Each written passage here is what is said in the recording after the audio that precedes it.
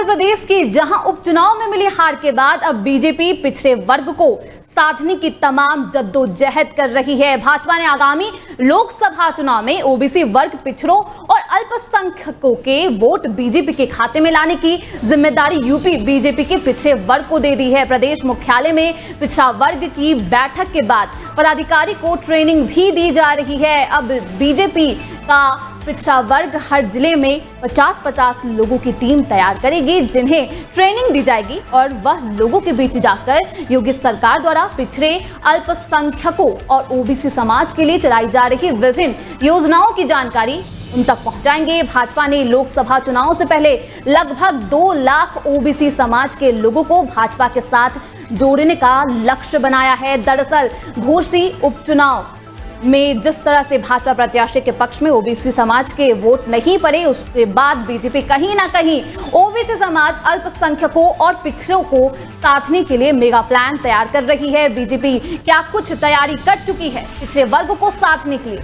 देखें हमारे संवाददाता की ये खास रिपोर्ट। भारतीय जनता पार्टी उत्तर प्रदेश ने ओबीसी और पिछड़े समाज को लोकसभा चुनाव से पहले बीजेपी के साथ जोड़ने के लिए एक मेगा प्लान तैयार किया है। दरअसल कुछ दिनों पहले यूपी बीजेपी के कार्यालय में पिछड़ा वर्ग की एक बैठक हुई, उसके बाद एक ट्रेनिंग कार्यक्रम हुआ और जिसमें यह फैसला लिया गया कि लोकसभा चुनाव से पहले लगभग 2 लाख ओबीसी लोगों को भारतीय जनता पार्टी से जोड़ा जाएगा। इसके अलावा हर जिले में 50-50 कार्यकर्ताओं की टोली बनाई जाएगी, उनको ट्रेनिंग दी जाएगी ताकि वो जनता के बीच जाएं और योगी सरकार ने जो भी काम ओबीसी वर्ग के लिए, पिछड़े समाज के लिए और अल्पसंख्यकों के लिए किए हैं वो जनता को बताएं और इनको सीधे बीजेपी के साथ जोड़ने का प्रयास करेंगे ताकि लोकसभा चुनाव में ओबीसी, पिछड़ा वर्ग और अल्पसंख्यकों का वोट बीजेपी को मिल सके।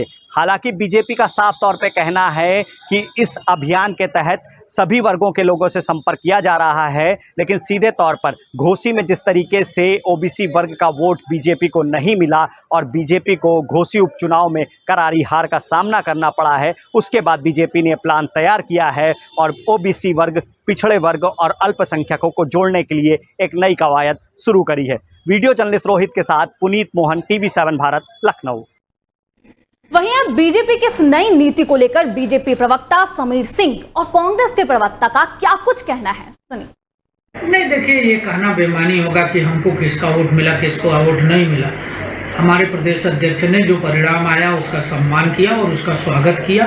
भारतीय जनता पार्टी एक जीवंत संगठन है, कार्यकर्ता आधारित पार्टी है और सरकार के निर्णयों को लेकर हम जनता के बीच में जाते हैं। हमारे पार्टी का संपर्क अभियान चल रहा है, गाँव के अंदर हम बस्तियों में जा रहे हैं, हम पिछड़े से भी संपर्क कर रहे हैं, अनुसूचित समाज से भी कर रहे हैं, हम समाज के सभी वर्गों से संपर्क अभियान चला रहे हैं और हमारा संपर्क अभियान निरंतर जनता के बीच में जारी है और हम सरकार की उपलब्धियों और संगठन की गतिविधियों को लेकर सक्रिय हैं।